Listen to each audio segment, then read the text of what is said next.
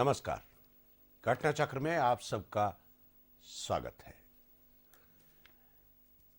इस देश में जब जब भी सरकारें रही हैं आज़ादी के बाद से, हमेशा उस सरकार का ये प्रयास रहता है कि संसद से बाहर, विधानसभा से बाहर एक मंच हो और उस मंच में जो सांसद बहुत मुखर हों, जो पूर्व प्रधानमंत्री हों या तमाम देश के तबके के लोग, धर्म संप्रदाय के लोगों को एक ऐसा मंच प्रदान किया जाए जिससे संसद के दायरे से बाहर निकल करके उनकी आवाज़ सुनी जा सके। हो सकता है उसमें मतभेद हों, वो मतभेद भी सुने जा सके। और ये प्रयास भारत सरकार लगातार करती रही है नेशनल इंटीग्रेशन काउंसिल के नाम से। लेकिन 1992 के बाद से, जब से भारतीय जनता पार्टी की सरकार सत्ता में आई है, तब से नेशनल इंटीग्रेशन काउंसिल कागजों पर तो मौजूद है, लेकिन उसकी बैठकें नहीं हुई हैं।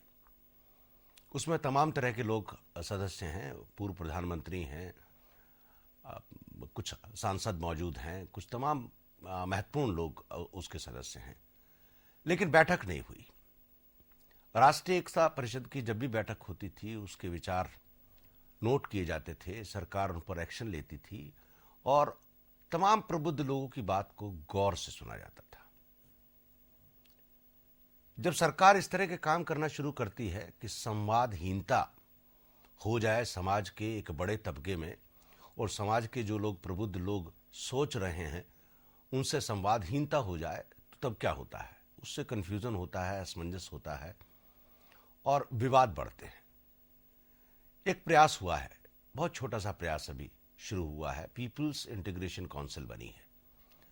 नेशनल इंटीग्रेशन काउंसिल की बैठक आहूत नहीं की प्रधानमंत्री ने, क्योंकि प्रधानमंत्री उसके चेयरमैन होते हैं। तो इस देश के कुछ प्रबुद्ध नागरिकों ने पीपल्स इंटीग्रेशन काउंसिल बनाई है, जिसका सम्मेलन कल 1 और 2 फरवरी को होने जा रहा है। 2 दिन का सम्मेलन है, जिसमें तमाम देश के प्रबुद्ध नागरिक, सांसद, पूर्व प्रधानमंत्री हिस्सा लेने जा रहे हैं।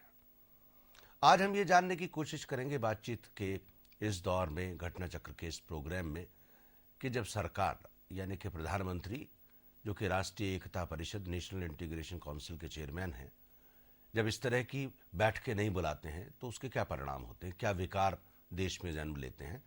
और पीपल्स इंटीग्रेशन काउंसिल, जो कि नेशनल इंटीग्रेशन काउंसिल के समानांतर बन रही है, वो क्या करने जा रही है, उनकी क्या मंशा है? क्या प्रधानमंत्री को चेतावनी देने जा रहे हैं या प्रधानमंत्री से संवाद स्थापित करने जा रहे हैं?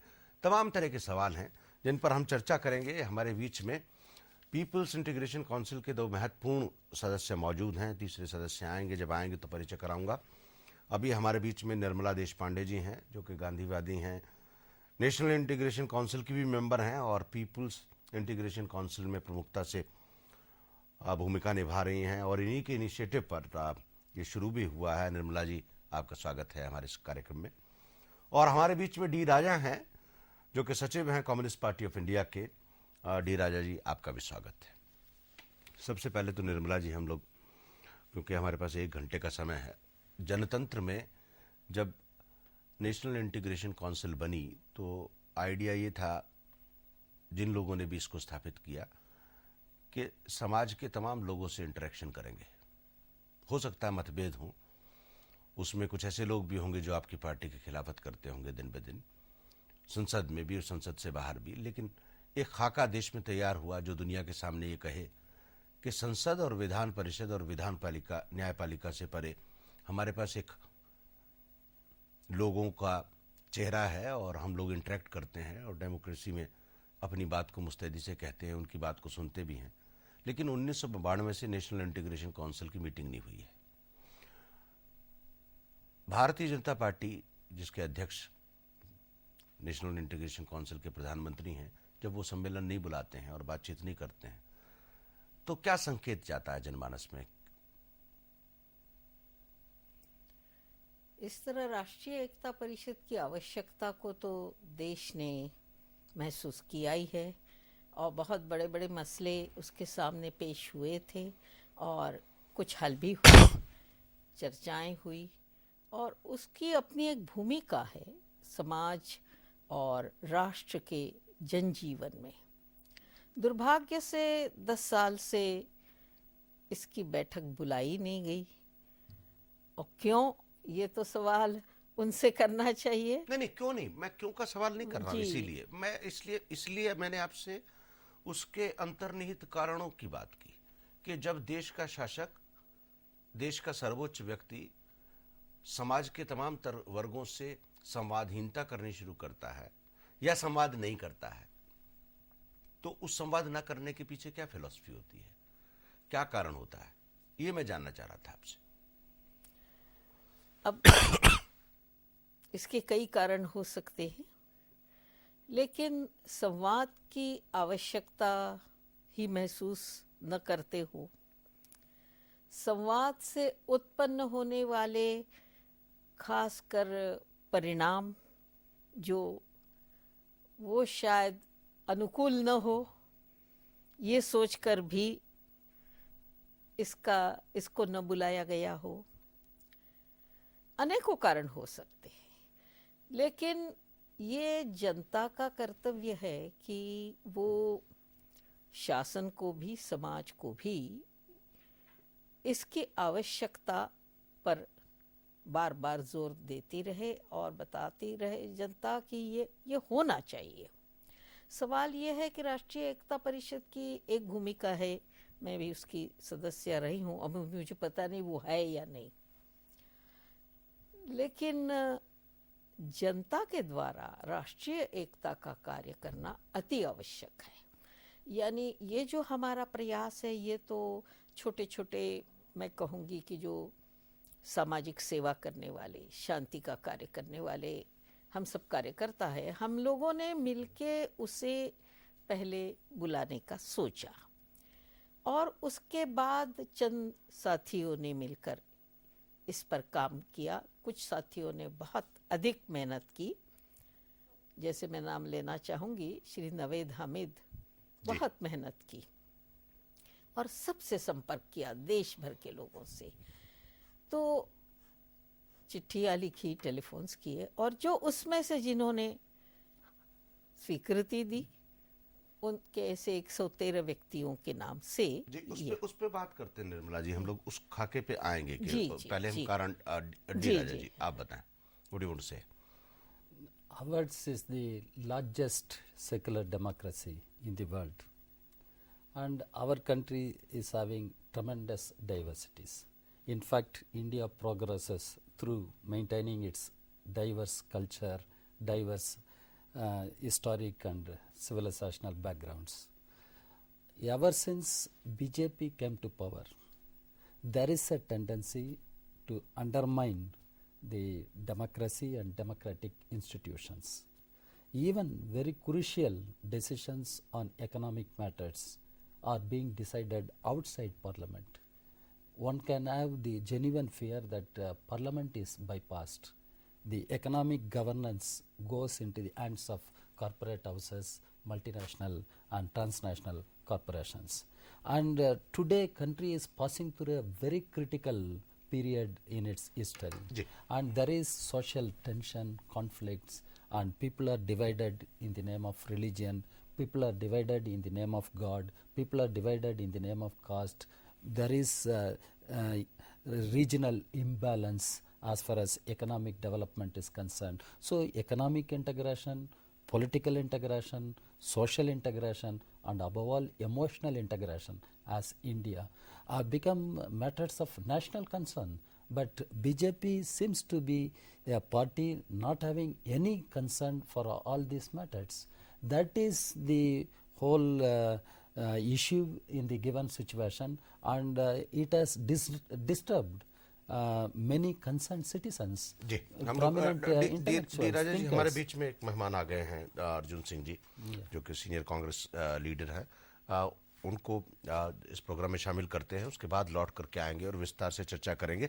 हम लोग एक छोटे से ब्रेक के बाद लौट करके आएंगे, लेकिन अगर आपके विचार हैं और आप चाहते हैं इस प्रोग्राम में शिरकत करें, तो आप फ़ोन करें हमारे टेलीफोन नंबर मैं बता रहा हूं आपको 2410001 2410003। छोटे से ब्रेक के बाद लौट करके आएंगे और विस्तार से चर्चा करेंगे कि भारतीय जनता पार्टी की सरकार राष्ट्रीय एकता परिषद की बैठक बुलाने से क्यों डरी है और जन एकता परिषद क्या करने जा रही है। छोटे से ब्रेक के बाद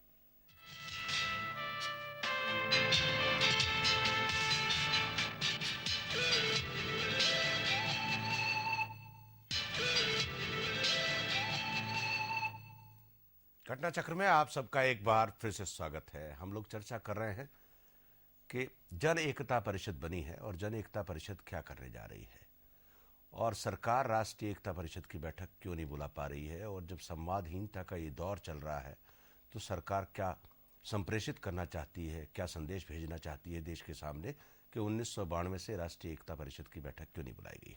हमारे बीच में एक नए मेहमान शामिल हुए हैं, कांग्रेस पार्टी के वरिष्ठ नेता और मध्य प्रदेश के पूर्व मुख्यमंत्री अर्जुन सिंह जी। अर्जुन सिंह जी, आपका स्वागत है हमारे इस कार्यक्रम में।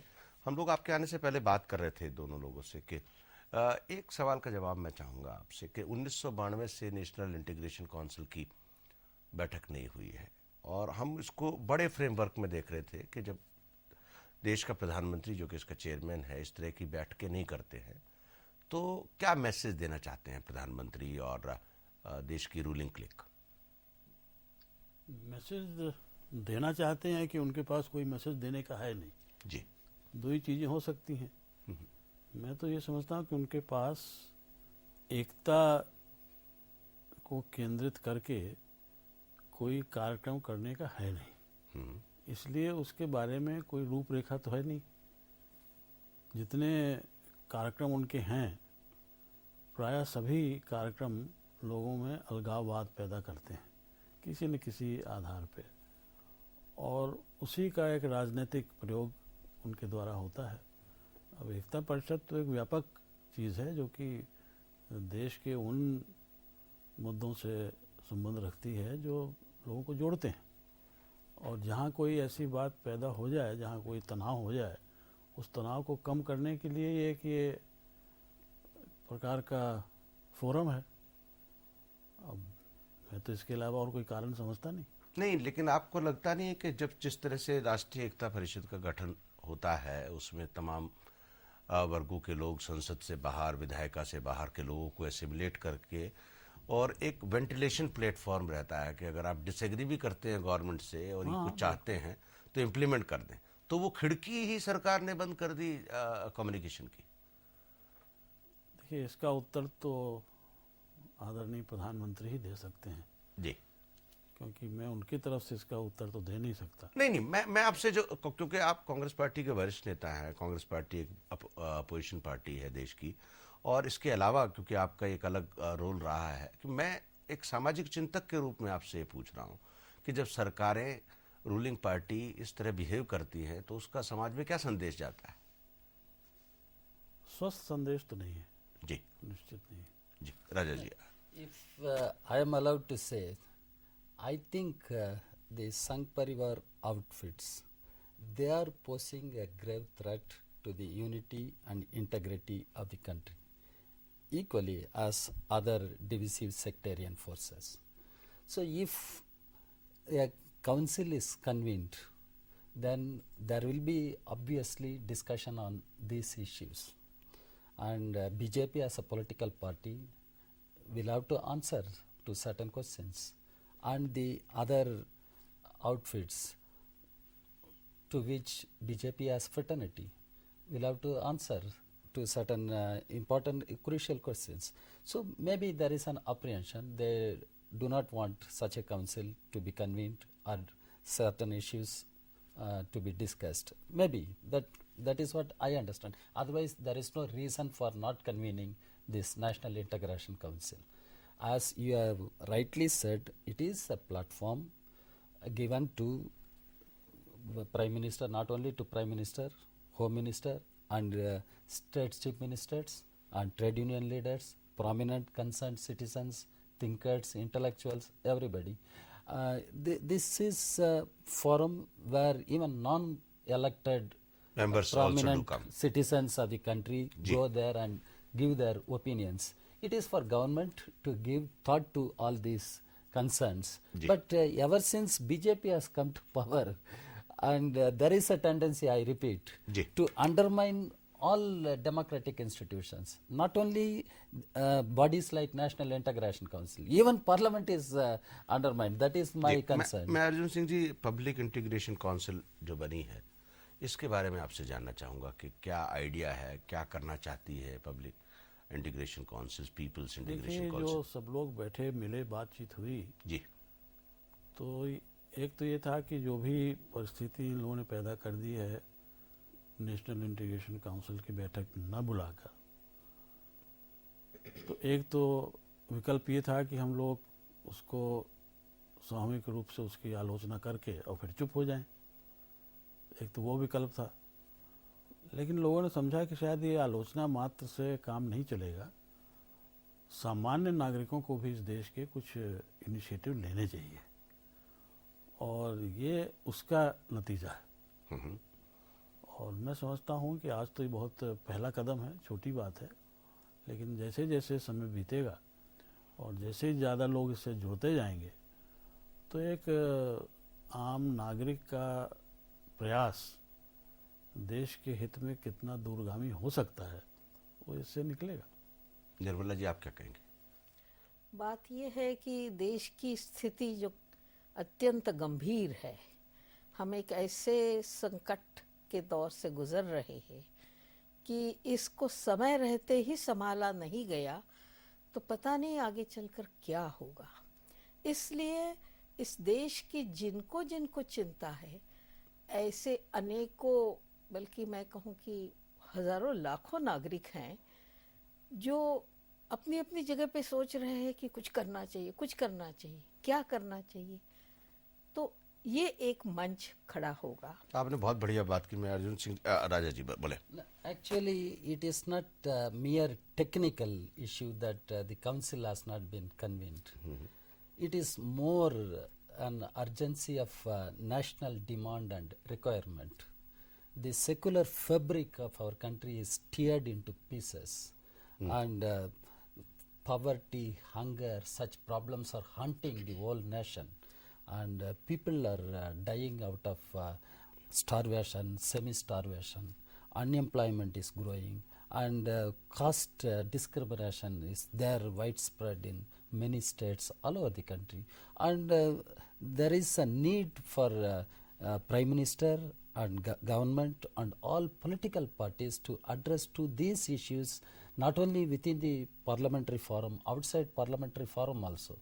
But that urgency is not felt, and government doesn't want to take note of the gravity of the situation that is evolving in this country. Raja ji, This is the worrying thing. Ji, there is one viewer waiting for us.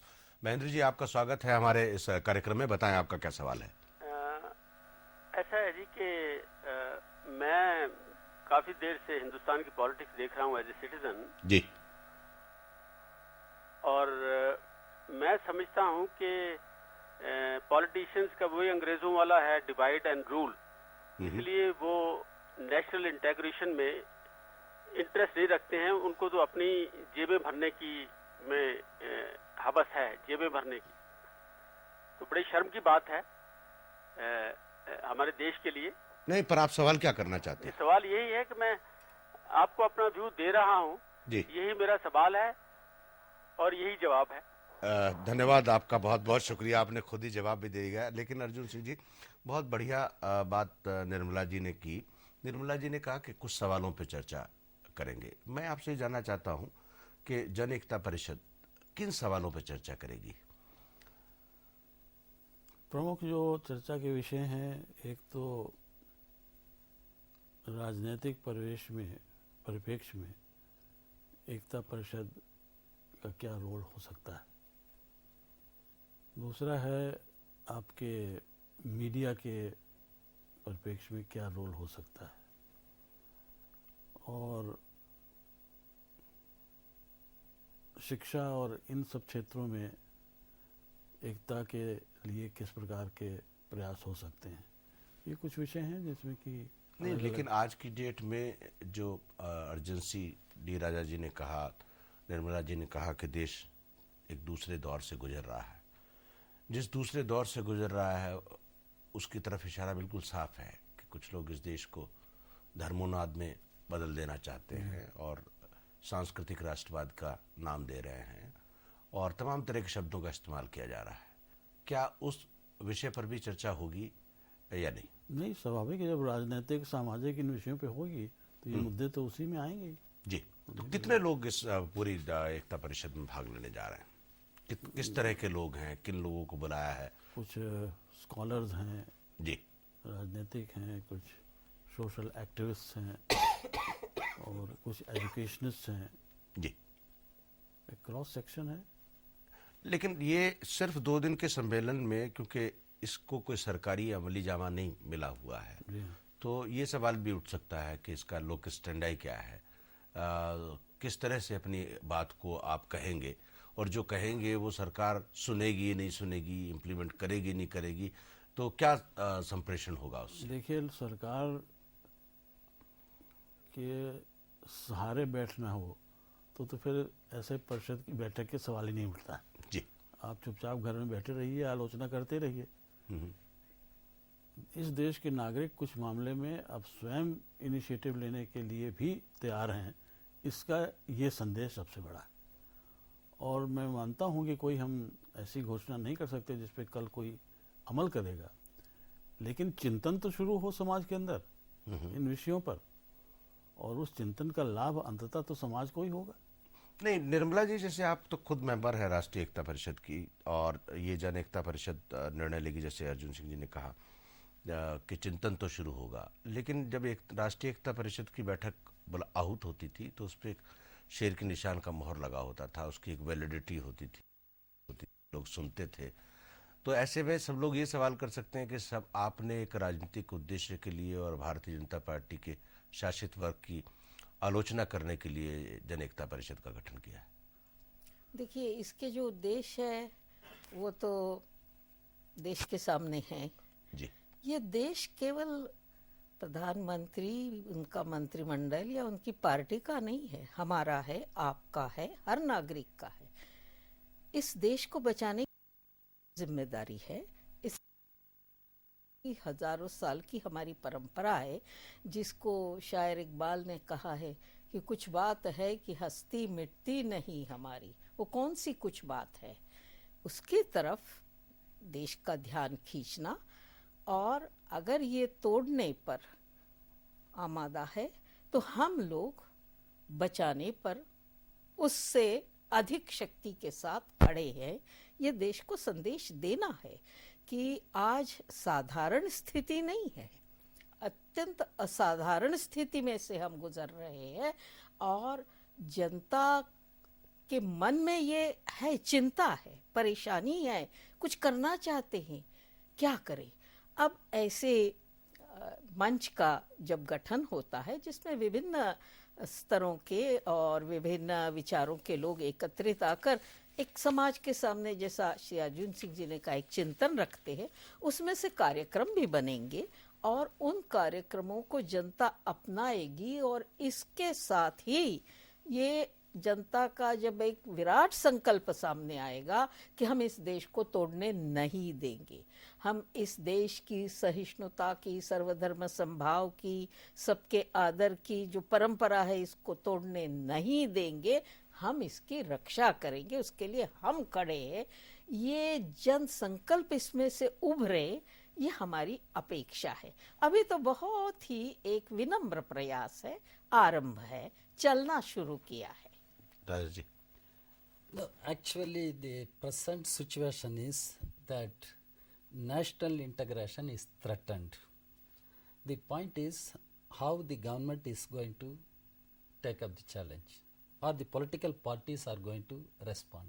I start responding from the question which was posed.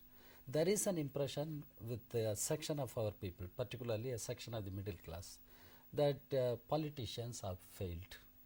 And they are interested to keep people divided for their own interest, and political parties have failed. This impression should go, this political apathy that is growing with a section of our people should go, and the contempt for politicians and political parties should go. It means political parties should be more responsible, and the responsibility lies with major political parties.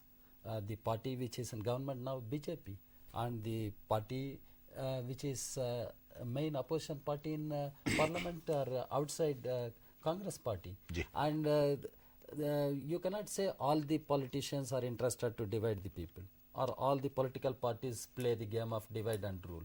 And there are political forces, there are social forces which divide the people. As I said, in the name of religion, in the name of caste, even in the name of God. And so this social integration is affected by मैं this. एक सवाल राजा जी No, Arjun Singh the जी से, क्योंकि समय break का हो रहा है, मैं अर्जुन सिंह जी से एक दो सवाल पूछता हूं, उसके बाद हम लोग ब्रेक पे जाएंगे। अर्जुन सिंह जी, मुझको ये बताएं, राष्ट्रीय एकता परिषद से तो यूनिटी साफ झलकती है और पीपल्स इंटीग्रेशन काउंसिल से भी, लेकिन आज की डेट में देश के सामने कई आर्थिक मुद्दे बड़े अहम हैं, और वो आर्थिक मुद्दे जो है अंततोगत्वा देश की एकता के लिए खतरा बन सकते हैं। जी हाँ। और क्या उन पे भी कुछ चर्चा होगी, या कुछ लोगों को बुलाया है जो देश को बता सके कि किस तरह से आर्थिक दोहन की ओर देश जा रहा है?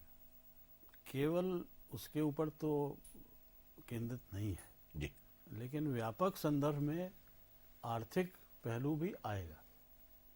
किस प्रकार से समाज का उस पर असर होता है, किस प्रकार से सामान्य जीवन प्रभावित होता है, और विशेष करके ऐसे लोग जो कि स्वयं अपने पैरों पर नहीं खड़े हो सकते, उनको भी साधन संपन्न बनाने में क्या कोशिश हो सकती, ये विषय आएंगे। नहीं, जैसे विनिवेश को लेकर के इस पूरे देश में हाँ, वो भी बड़ी है। लंबी चर्चा है। जी हाँ। और विनिवेश के तमाम पहलू देश के सामने आए हैं, और देखिए, चर्चाओं पर कहीं पर विराम लगाने का इरादा नहीं है। जी अभी तो वहाँ जो लोग आएंगे वो तय करेंगे कि हम किस सीमा तक किस बात पर चर्चा एक करें। सवाल और है। It's true, economic policies are important. हाँ, क्यों? Because- economic integration cannot be possible without this political integration or cultural integration or This- these integrations are not possible without economic integration. You will have to address to economic issues, economic policies, जी। how to overcome the problem of hunger,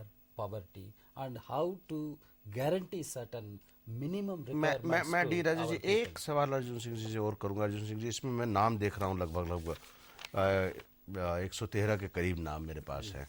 इसमें कुछ नाम नहीं है, नजर आ रहे हैं, या तो उनसे संपर्क नहीं हो पाया। मुलायम सिंह जी हैं, वीपी सिंह जी हैं, या चंद्रशेखर जी हैं, या देवेगौड़ा जी हैं।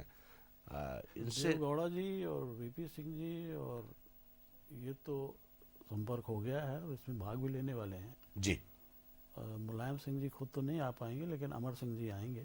जी इसलिए ऐसा नहीं है कि हम लोगों ने कोई जानबूझकर कुछ लोगों को अलग रखने की बात की। जी ये सुविधा की बात है, और मैं समझता हूँ कि जब ये सब 2 तारीख को समाप्त होगा, जो आखिरी जी सेशन है, उसका शीर्षक ही ये है कि आगे क्या। जी तो आगे क्या में जो सब लोगों की बात आएगी, जी उसी से कुछ निष्कर्ष निकलेगा। चलिए, अर्जुन सिंह जी, आप कार्यक्रम में आए, आपका बहुत बहुत शुक्रिया। और हम लोग लौट करके आएंगे एक छोटे से ब्रेक के बाद, और चर्चा जारी रखेंगे कि जन एकता परिषद का कल जो सम्मेलन होने जा रहा है और परसों सम्मेलन होने जा रहा है, उसमें क्या विचार होगा और क्या वास्तव में देश को एक नई दिशा मिलेगी या नहीं मिलेगी। एक छोटे से ब्रेक के बाद।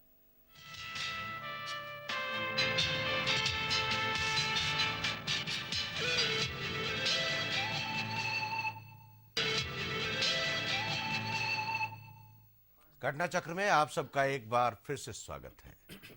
हम लोग चर्चा कर रहे हैं कि एकता परिषद का गठन हुआ है देश में। कल उसका सम्मेलन होने जा रहा है, 2 दिवसीय सम्मेलन। राष्ट्रीय एकता परिषद की बैठक नहीं हुई, जनप्रतिनिधि या देश का आम नागरिक इस सरकार से संवाद नहीं कर सकता, संवाद कौन करेगा? जवाब है जन एकता परिषद। बातचीत में हमारे साथ एक नए मेहमान शामिल हुए हैं, जो कि जन एकता परिषद के सचिव भी हैं, और इस जन एकता परिषद को आहूत करने के जितने प्रयास हुए हैं, सब की डोर उन्हीं तक जाती है। नावेद हामिद साहब हैं। नावेद साहब, आपका स्वागत है हमारे इस कार्यक्रम में। हम लोग आपसे ही जानना चाहेंगे कि ये जो शुरुआत है आपने जो की है जन एकता परिषद की, इस शुरुआत के पीछे क्या मकसद है और किस तरह से आपने शुरुआत की, इतने लोगों को आपने इकट्ठा करने का बीड़ा उठाया है, तो आप हमारे दर्शकों को बताएं कि क्या ज़रूरत थी ये सब जहमत करने की। मैं शुक्रगुजार हूँ कि आपने बुलाया और जन एकता परिषद को नोटिस में लिया, ये एक बड़ी बात है। मेरे छोटे से सामाजिक जीवन में तीसरा दौर है ये, जो मैं 3 लफ्ज़ों में आपसे कहूँगा। एक दौर वो था कि झूठ का प्रचार करो, एक फिर दौर ये आया कि नफ़रत फैलाओ, और अब दौर ये आया है कि हिंसा करो। जी। तो अब ये तीसरा दौर बड़ा ख़तरनाक दौर है और इस पर कोई रोक नहीं लगा रहा है। जो कुछ भी पिछले 1 साल में इस देश के अंदर हुआ है वो सब के लिए एक चिंता का विषय रहा है। लेकिन 1960 की दहाई में जो उस वक़्त की पॉलिटिकल लीडरशिप थी, जिसमें एक विजन था, जो एक दूरगामी, जिसके जो कुछ देख सकती थी वो देखती थी, ऐसी परिषद को गठन किया उन्होंने जो मुख्तलिफ मौक़ों में मिलती रही और उसके काम कार्य से हम सहमत हों या ना हों, लेकिन मिलती तो थी कम से कम। और कभी जब उबाल आता था तो उस उबाल को ठंडा करने की कोशिश करती थी। लेकिन 1 साल में बार बार लोग हर मज़हब के कहते रहे, हर तरह के कहते रहे, हर फिक्र के कहते रहे कि भाई आप नेशनल इंटीग्रेशन काउंसिल की मीटिंग बुलाइए। मीटिंग नहीं बुलाई गई। तो मैंने समझा कि कम से कम एक अवामी तौर के ऊपर पीपल्स इनिशिएटिव लेने की कोशिश की जानी चाहिए। और मुझे ये तो यकीनी तौर पे सिविल सोसाइटी का एक बहुत बड़ा रोल है इसके अंदर कि 140 लोगों को जिनको मैंने ख़त लिखे थे, कांटेक्ट किया था, उसमें से 113 लोग बने। ये इस बात का सबूत है कि आज भी भारत का वो तबका जो चाहता है कि एकता कायम रहे, वो पूरे इस हालात से फिक्रमंद है। और आज जो कुछ इसका स्वरूप बना है वो सिविल सोसाइटी की वजह से ही बना है। एक निर्मला जी, मेरे मन में सवाल आ रहा है, मैं नहीं पूछूंगा तो दर्शकों से जाती होगी। लालू प्रसाद यादव जी का नाम है इसमें, और लालू प्रसाद यादव जी को आपने जन एकता परिषद के लिए बुलाया है। अब मुझे नहीं समझ में आता कि लालू यादव जी कौन सी एकता को परिलक्षित करते हैं और किस तरह, क्योंकि जो बिहार का हाल है, अगर वो उसके प्रतिनिधि के रूप में आ रहे हैं तो शंकाएं वहीं खड़ी हो जाती हैं। देखिए, हर व्यक्ति में कुछ खामियां भी होती है और कुछ अच्छाइयाँ भी होती है। मेरा बिहार से बहुत गहरा ताल्लुक है। मैं गांव-गांव गई हूँ, जाती भी हूँ। एक बड़ा काम लालू जी ने किया है और वो सांप्रदायिक सद्भावना को बनाए रखने का। उनके एक घोर विरोधी मिले थे नेता, और बस लगातार बुराई करते जा रहे थे। मैंने कहा बताइए कि इस आदमी में एक भी अच्छाई नहीं है। तो उन्होंने कहा आपको अच्छा लगेगा ये बात सुनकर कि 2 अच्छाइयाँ है इसमें। मैंने कहा कौन सी? कि एक ये है कि सांप्रदायिक एकता बनाए रखने के लिए वो कुछ भी करेंगे, वो कभी उसको हिंदू मुसलमान दंगे नहीं होने देंगे। और दूसरा उन्होंने जो काम किया है कि जो गरीब से गरीब तबका है, जिसको बिहार के जैसे सामंतवादी फ्यूडल सोसाइटी में क्या उसका जीवन रहा है ये हमको पता है, इसी को बदलने के लिए हम निरंतर कोशिश कर रहे हैं। उन्होंने कहा उसको भी उन्होंने आवाज़ दी और कुछ स्वाभिमान दिया। तो हर व्यक्ति में, हर दल में कुछ बुराई कुछ अच्छाइयाँ रहती है, पर ये 2 बहुत बड़ी उनकी खूबियाँ है जिसकी देश को ज़रूरत है। मिस्टर राजा, मुझको आप एक सवाल का जवाब दें। मैंने अर्जुन सिंह जी से भी पूछा था कि इफ़ दिस पीपल, नाविद साहब से भी पूछूंगा, political issues is all right, but now the polity is governed by the economy, and this country is passing through a very, very hard and bad economic crisis. Though we have the coffers filled, we have a vision, we have all plans. Prime Minister says it's like palm, my palm, the road should go through from Kashmir to Kanyakumari. It's very good, and when you hear all these dialogues. But you see, what is going to be there, ultimately this country is going to face economic crisis within a period of 5 years. If you do not, Already facing no, economic- within 5 years, because it's so goody-goody, because it will take time. But if this integration council, the People's Integration Council, is not going to discuss the economic issues, then I doubt that it will send some message. No, I do not know the perspective of others, but I am of the view that you cannot gloss over the economic issues, which have become very, very crucial. And the globalization has proved to be disastrous for our interests. And it is the experience not only of our country, of other countries also. So there is a worldwide movement against the imperialist or capitalist globalization. And within our own country, all sections of the toiling people are agitated, they are coming on the streets.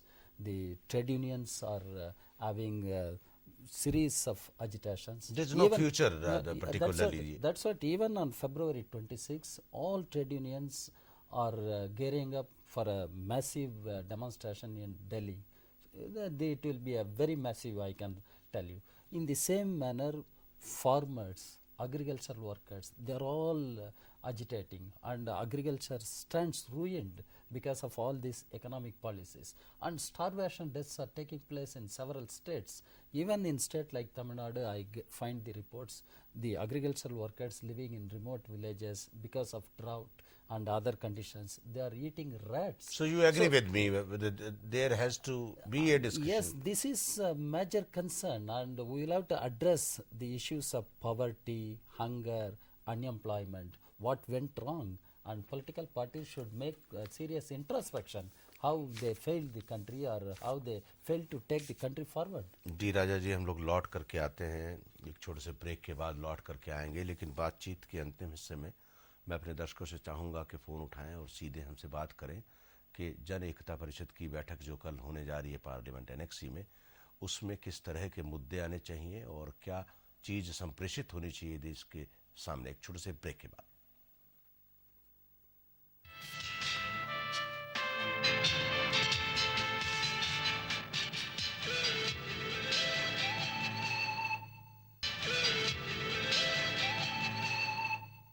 घटना चक्र में आप सबका एक बार फिर से स्वागत है।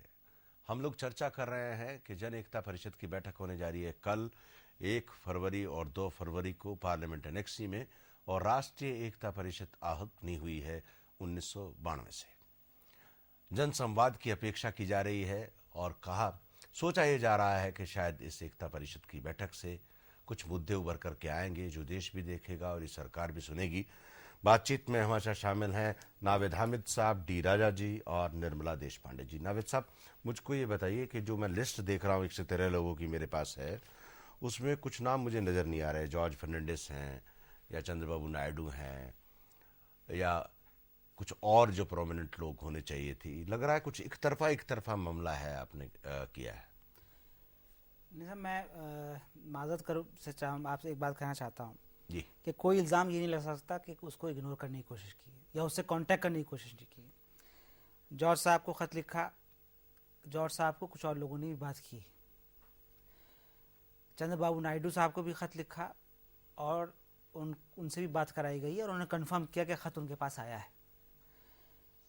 एनडीए में कुछ और लोग भी हैं, नवीन पटनायक साहब हैं, उनको भी ख़त लिखा। लेकिन एक पूरी दिलचस्प पहलू उसका ये है कि भारतीय जनता पार्टी वालों को भी कांटेक्ट किया गया था और उनसे प्रार्थना की गई थी कि बहुत सारे इश्यूज हो सकते हैं लेकिन कुछ मुद्दों पर तो हमें बैठकर बात करनी चाहिए, और हाईएस्ट लेवल के ऊपर बात की गई थी। तो कोई इल्ज़ाम लगाए ये तो मैं समझता हूँ कि नाइंसाफ़ी होगी।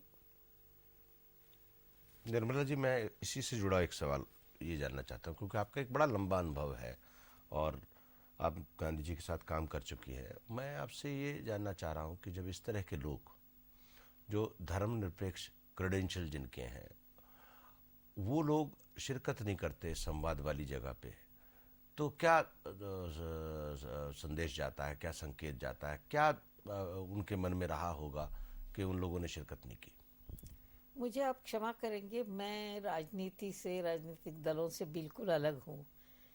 मुझे, मेरे जैसे कार्यकर्ताओं को ये देख के पीड़ा होती है कि कई नेताओं को न देश की चिंता है, न समाज की चिंता, न गरीब की चिंता, सिर्फ वोटों की चिंता। क्या करने से वोट बढ़ेंगे वो करना है, वो कितना भी गलत हो, और क्या करने से वोट घटेंगे उसको नहीं करना है, जो कितना भी सही काम हो। ये हम देखते आ रहे हैं, ये बहुत दुखदाई चीज़ है। और इसी वजह से मैं मानती हूँ कि लोग जो नहीं शामिल हुए उनके दिलों में ज़रूर ये बात होगी कि अच्छी चीज़ है, लेकिन वो अपना जोड़ घटाव देख रहे होंगे कि शामिल होने से वोट बढ़ेंगे या घटेंगे, और कि देश का क्या होगा, समाज का क्या होगा, गरीब का क्या होगा, इस पर सोचा नहीं जाता है। ये हमारे जैसे राजनीति से अलग रहने वालों के लिए बहुत ही पीड़ादायक बात होती है कि इनको क्यों नहीं दिख रहा है कि गोदामों में अनाज सड़ रहा है और गरीब भूखे मर रहे हैं हिंदुस्तान में। हमको तो लगता है कि लुटा दो सारा। हम तो गांधीवादी है, शांति अहिंसा में मानने वाले हैं, लेकिन अहिंसक ढंग से ये गोदामों का अनाज जनता के पास पहुंचाने के भी कुछ कार्यक्रम हम उठाने वाले हैं। जी राजा जी, मैं एक बात और जानना चाह रहा हूँ। ये पीपल्स इंटीग्रेशन काउंसिल की बैठक कल शुरू हो जाएगी। आपको लगता है इसमें काफ़ी पॉलिटिकल लोगों का मेल जोल है, और this is again a conference called by Naved भाई but dominated by political people. Can this not be a try in this country that we call the gathering of the social thinkers, as Nirmala ji had just said, and not dominated by the political people? No, actually, गिनती करेंगे तो political party वालों की संख्या कम होगी। आप देखिए, आप देखिए, 32 हाँ, जी। आउट ऑफ 113 में 130 113 में 32-33 लोग हैं। नहीं, लेकिन मैं नामित भाई, चलिए डी राजा जी को जवाब देने दीजिए, उसके बाद में आता हूँ। डी राजा जी आप बताएं। no, actually, as a people's initiative, I consider this as a beginning for building a broadest possible platform where not only political leaders, prominent, eminent people from various fields can participate and express their views on matters of national concern. That is how I look at it. And at the same time, I do not agree that the political component should be negligible or can be undermined. Because in India, whatever you speak, issues have become more political. Even economic issues have become more political. If you want to fight, I agree with Nirmala ji. She is a very dedicated, totally committed person, and I don't know, she has devoted whole her life for people. But she herself has admitted when food grains are rotting in gudowns, our people are starving. And why? There is no political will with the government, and it has become a political issue. You will have to force the government to distribute the food grains. That is another issue, because there is a... What I am saying, it is an example. So there are many issues like that. Even the question of defending the secular democracy, secularism, secular values, it has become political will, because you will have to defend the Republican Constitution. There is a challenge to the Constitution, which is a Republican one, and there is a challenge from several forces, social, political forces. They openly challenge the rule of law, the Constitution. Where do we stand?